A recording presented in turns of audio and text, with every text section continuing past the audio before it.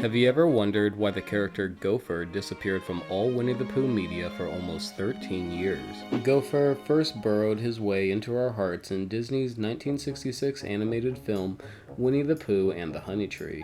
In the film, he was instantly recognizable thanks to his distinctive voice. Gophers! The name is God. What's your problem? A notable characteristic of Gophers is his tendency to whistle certain words while speaking, especially his S sounds. This very trait is humorously highlighted in his first appearance. When Pooh tries to talk like Gopher to ask for honey, Gopher doesn't notice his own lisp and tells Pooh to fix the way he talks before giving him the honey. Despite presenting himself as a helpful handyman, Gopher's brash, opinionated nature often manifests in rambling conversations and evasive answers. His well-intentioned but ultimately bad advice frequently causes confusion, leading to strained interactions where others become annoyed and either dismiss his services or he stops offering them. Largely confined to his burrow, his social interactions are limited. Part of his charm is that he often gets easily upset and makes big, dramatic but clumsy exits into his mineshaft. While he is prone to short bursts of temper, Gopher is undeniably a highly skilled and industrious worker. He pours his energy into his mineshafts, undertaking meticulous labor for the majority of his time. Furthermore, he demonstrates genuine resourcefulness on occasion and reveals a surprisingly gentle and considerate nature. A prime example is his heartfelt commitment to fulfilling his grandpappy's lifelong unrealized ambition of building an above-ground underground city, a project he embraces with clear affection. Now, something I didn't know about until I started researching this video is that when Gopher first appears, he breaks the fourth wall and mentions that he's not in the original books. Somebody call for an excavation expert. I'm not in the book, but I'm at your service.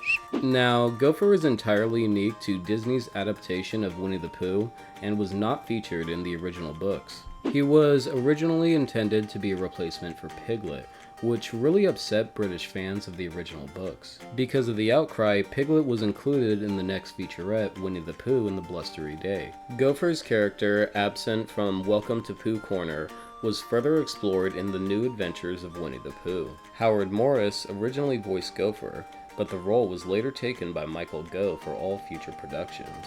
Beyond his initial appearance, Gopher has been featured in other Winnie the Pooh media, such as the television specials A Winnie the Pooh Thanksgiving, Winnie the Pooh A Valentine for You, and Boo to You, Winnie the Pooh. He also appeared in the 2002 direct-to-video film A Very Merry Pooh Bear and the direct-to-video special Winnie the Pooh 123s. Minor roles for Gopher also included the television series House of Mouse, the video game Kingdom Hearts 2, and Pooh's Huffalump Halloween movie, which utilized archived footage of Boo to You, Winnie the Pooh. So Gopher actually ended up on this list because a viewer noticed that he doesn't show up very often. And when I looked into it, I found that the 2007 to 2009 series My Friends with Tigger and Pooh didn't feature Gopher at all. Instead, they had a character known as Beaver. Beaver was introduced in the first season of the show, and like Gopher, is a hardworking rodent. Now, it's pretty clear, and people have pointed this out,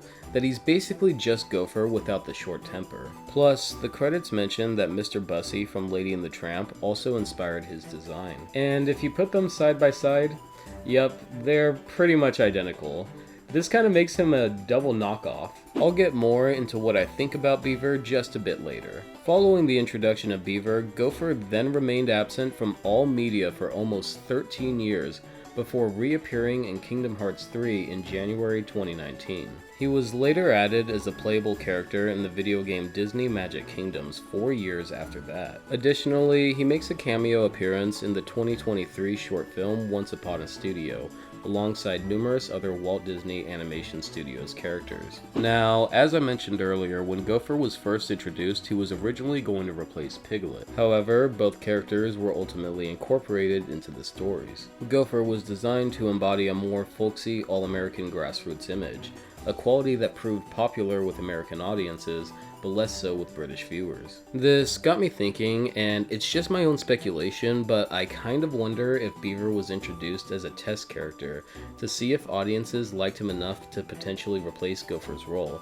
before they eventually stopped using Gopher almost entirely except for video game cameos. There really isn't much information out there on why Gopher was absent for so many years. While his original voice did pass away in 2005, and Beaver just so happened to be introduced in 2007, Gopher had multiple different voice actors across his run, so I don't think the passing of his voice actor would outright justify his disinclusion. So I'm really curious to hear what you guys think about this, and if you have any more information on why Gopher was absent for so many years, and why he makes little to no appearances, let me know in the comments below. Really quick, I want to give a huge thank you to my artist Nana for helping with the creation of my avatar. I'm going to have her Twitter linked down below so you guys can check out her amazing content and support her. But before we go, I have one more thing that I want to share with you guys. Please take a look.